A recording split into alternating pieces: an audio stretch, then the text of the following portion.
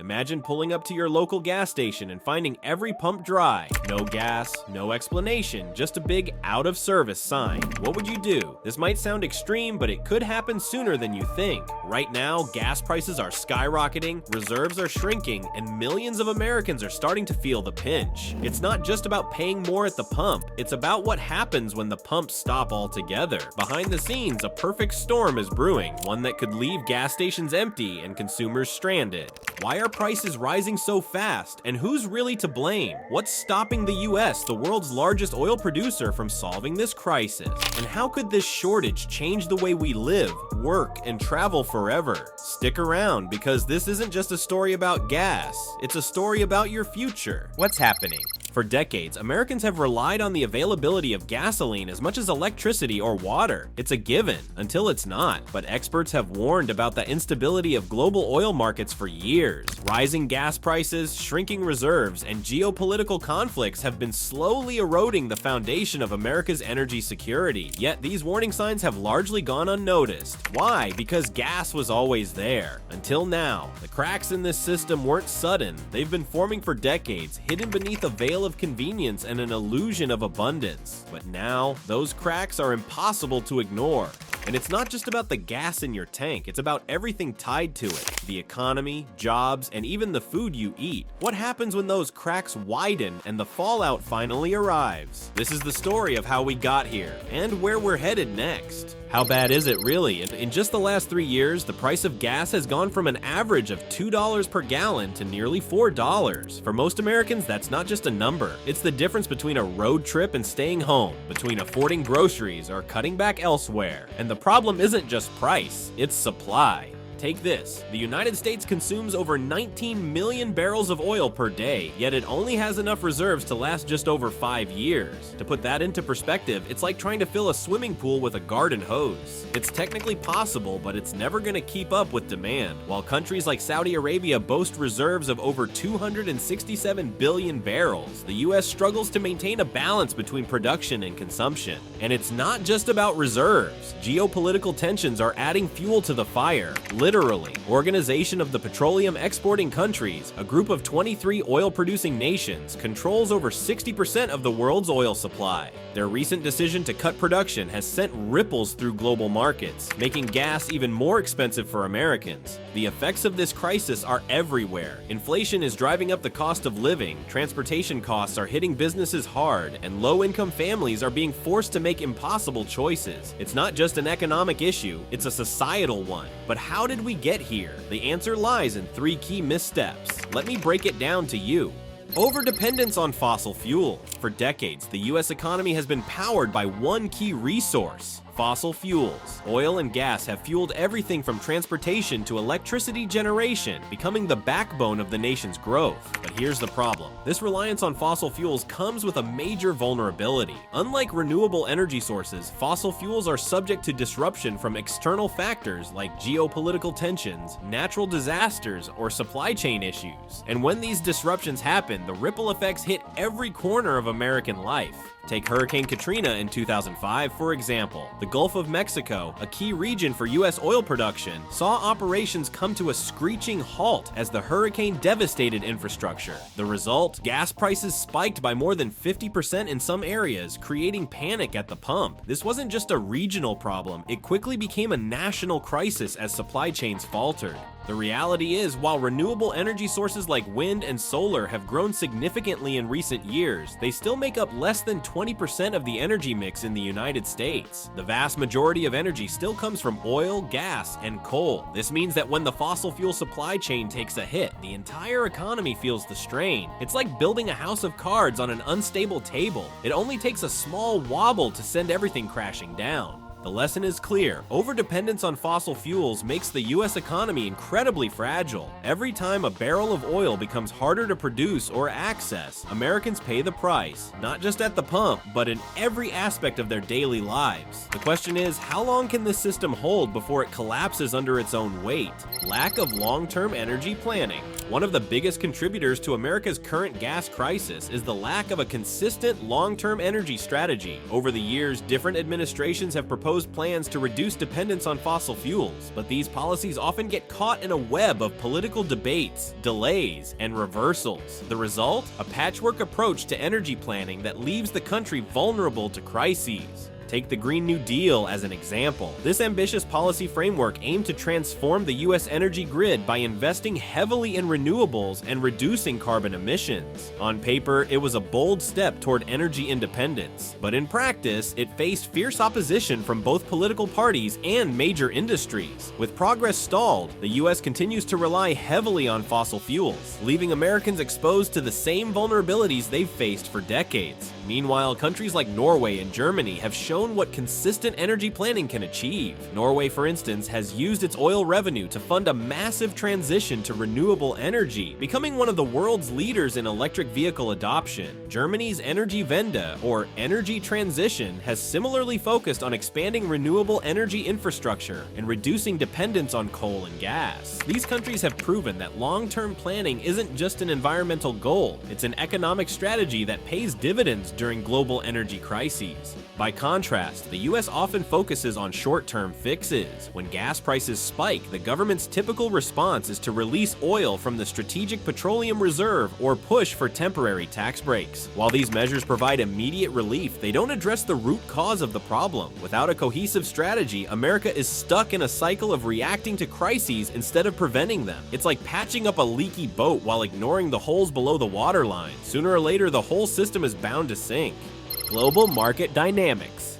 Even as the largest oil producer in the world, the United States isn't immune to the decisions made by global oil giants. This is where the complex web of international market dynamics comes into play. Organizations like Organization of the Petroleum Exporting Countries and Organization of the Petroleum Exporting Countries Plus, consisting of 23 oil-producing nations, control over 60% of the world's oil supply. When these groups make decisions about production levels, the effects ripple across the globe, often hitting Americans the hardest. In 2022, for instance, Organization of the Petroleum Exporting Countries Plus decided to cut oil production by 2 million barrels per day. This wasn't just a headline, it was a turning point that sent crude oil prices soaring and left American consumers paying significantly more at the pump. And here's the kicker: even though the US produces more oil than any other country, it still depends on imports to meet its insatiable demand. This means that when global supply shrinks, Americans feel the pinch. The problem doesn't end with production cuts. Geopolitical tensions also play a huge role in shaping oil prices. Take the ongoing conflict between Russia and Ukraine, for example. Sanctions on Russian oil exports have disrupted global supply chains, further exacerbating price volatility. And while countries like Saudi Arabia and Russia have massive reserves to cushion against these shocks, the US finds itself in a precarious position due to its relatively limited reserves and high consumption rates. The bottom line is this: no matter how much oil the US produces, it can't escape the influence of global market dynamics. The decisions made in boardrooms halfway across the world have a direct impact on American wallets. It's a stark reminder that energy independence is about more than production. It's about building a system resilient enough to withstand the uncertainties of a volatile world. How Venezuela lost its oil crown. For much of the 20th century, Venezuela was the jewel of the global oil market. In the 1940s, it was the third largest producer of crude oil in the world, and by the 1990s, the country's economy was thriving. At its peak, oil made up over 90% of Venezuela's export revenue, funding a standard of living that was the envy of its Latin American neighbors. But fast forward to today, and Venezuela's story is no longer one of prosperity. Instead, it is a cautionary tale of mismanagement, corruption, and missed opportunities. The cracks began to show in the early 2000s when Hugo Chavez became president and introduced sweeping changes under his policy agenda called Socialism for the 21st Century. Chavez sought to nationalize the country's oil company, Petroleum de Venezuela, and take full control of its revenue. This move triggered a massive backlash from the industry's workers, who went on strike in protest. Chavez responded by firing 19,000 oil workers, including 80% of the country's top engineers. This exodus of talent crippled Venezuela Venezuela's oil production capacity. Things only got worse as Chavez implemented policies that drained the country's oil profits to fund social programs while neglecting the infrastructure needed to sustain production. The first major oil price slump hit Venezuela's economy hard in the late 2000s, but before the country could recover, it was hit with multiple waves of international sanctions, primarily from the United States. These sanctions cut Venezuela off from critical global markets, making it nearly impossible to sell its oil or secure foreign investments.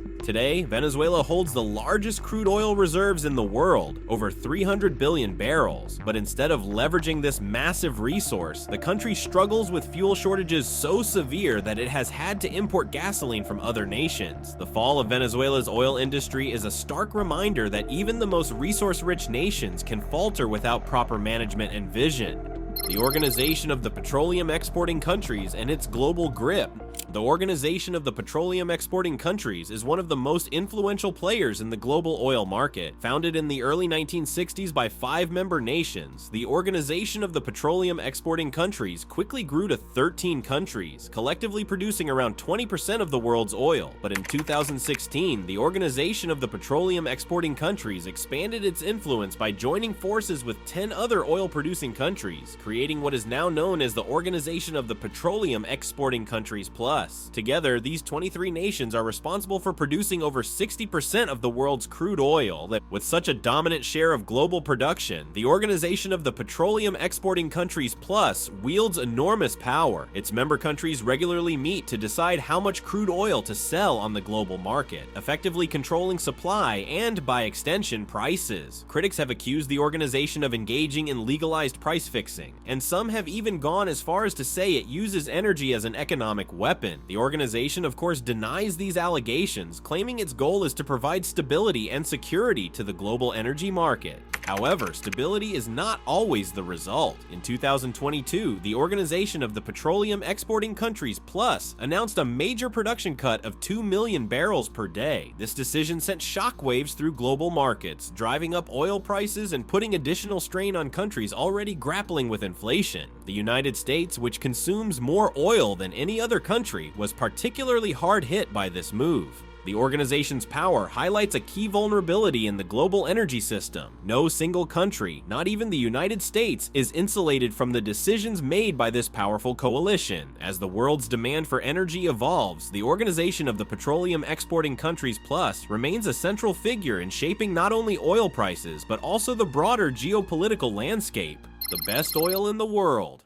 Not all oil is created equal. Crude oil is classified based on its chemical makeup and physical properties, which determine its quality and market value. The 3 main factors that define crude oil quality are density, sweetness, and corrosiveness. These characteristics play a significant role in how easily the oil can be refined and what it can be used for. Density is measured in American Petroleum Institute gravity units. The higher the gravity, the lighter the oil, and lighter oils are generally more desirable because they are easier to refine into high-value products like gasoline and diesel. Sweetness refers to the sulfur content of the oil. Sweet crude oil contains less than 0.5% sulfur, making it less corrosive and cheaper to refine compared to sour crude oil, which has a higher sulfur content. Finally, the total acid number, often abbreviated as TAN, measures how corrosive the oil is. Lower numbers indicate less corrosive oil, which is easier and more cost-effective to handle. So, where is the best oil in the world found? The United States is home to some of the highest quality crude oil, particularly West Texas Intermediate, which is known for its light and sweet properties. West Texas Intermediate has an American Petroleum Institute gravity of 39.6 degrees and a sulfur content of less than 0.24%, making it one of the most sought-after crudes in the global market. Another high-quality oil is Brent crude, which comes from the North Sea near Scotland. Like West Texas Intermediate, Brent crude is light and sweet, though slightly less so, with an American Petroleum Institute gravity of 38 degrees and a sulfur content of around 0.37%. In contrast, much of the oil produced by the Organization of the Petroleum Exporting Countries is heavier and more sour, requiring additional processing to make it usable.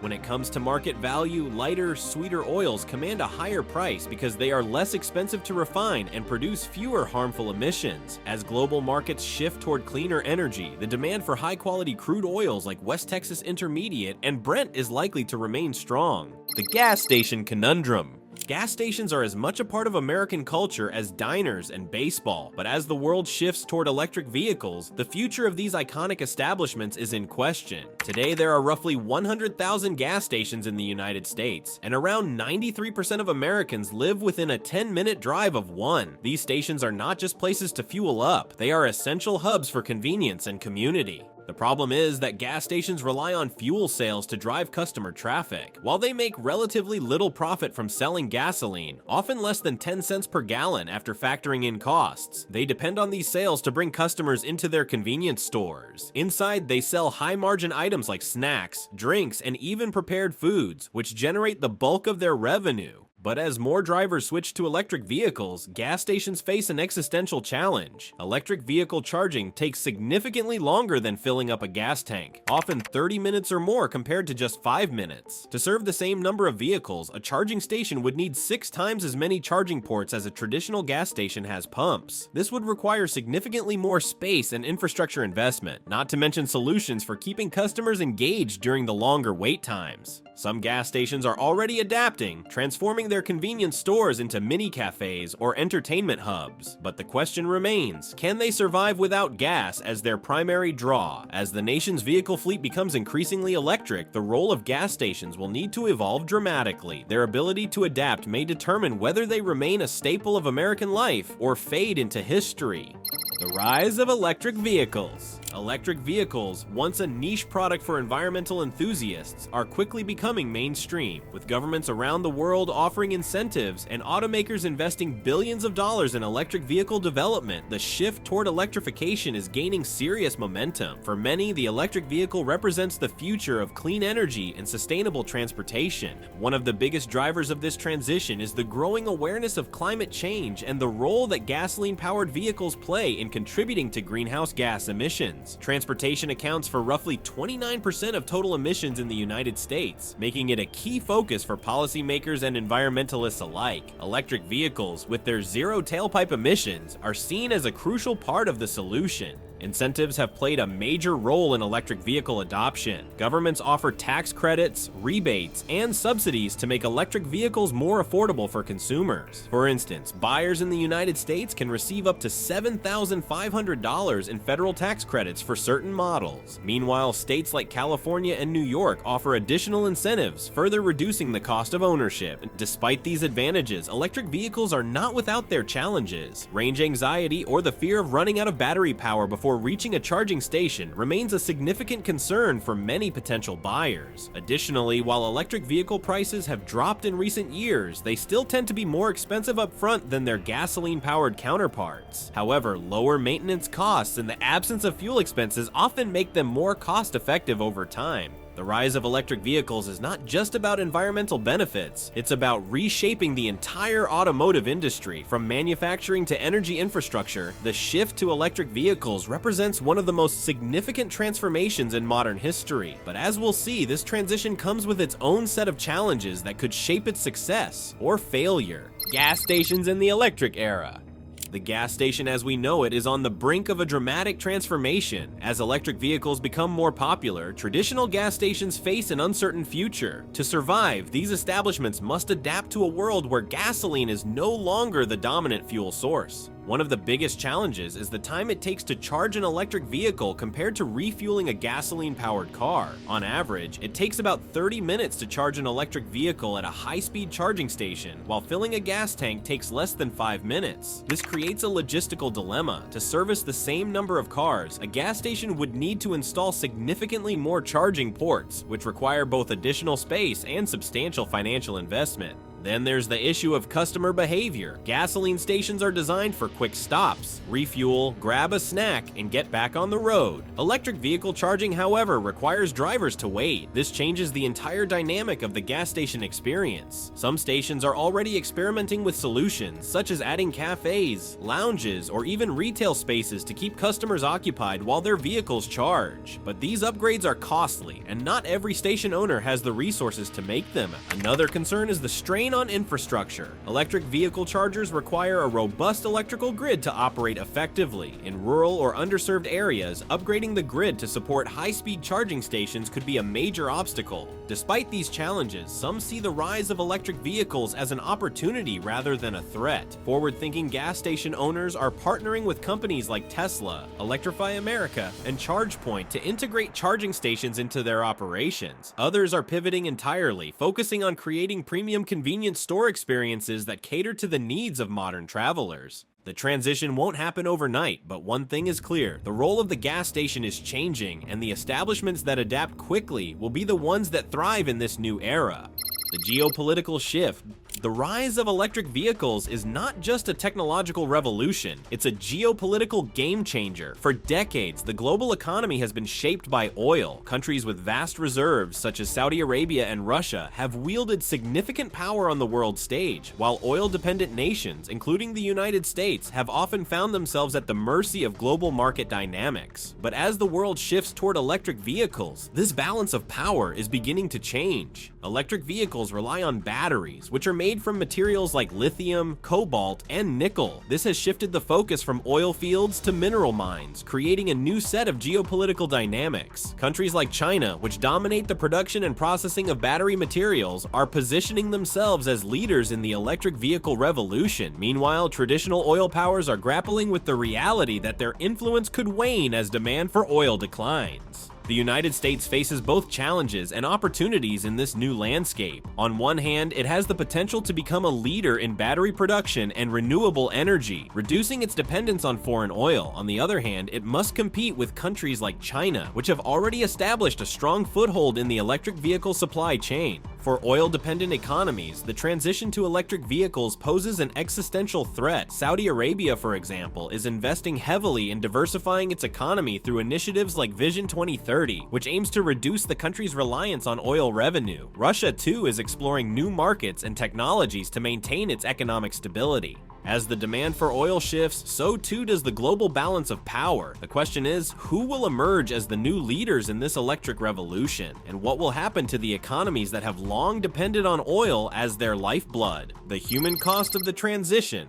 The shift to electric vehicles is often framed as a technological and environmental victory, but it comes with a significant human cost. Millions of workers around the world are employed in industries tied to fossil fuels, from oil extraction to refining to gas station operations. As the world moves away from gasoline and toward electricity, these workers face an uncertain future. In the United States alone, the oil and gas industry supports over 10 million jobs. These are not just engineers and executives. They include truck drivers, pipeline workers, and gas station attendants. For many of these workers, the transition to a renewable energy economy means retraining or finding entirely new careers, a prospect that is both daunting and expensive. Governments and companies have a crucial role to play in mitigating this impact. Programs to reskill workers for jobs in renewable energy, electric vehicle manufacturing, and battery production could provide a lifeline for those displaced by the transition. However, these programs require significant investment and planning, which not all regions are prepared to provide.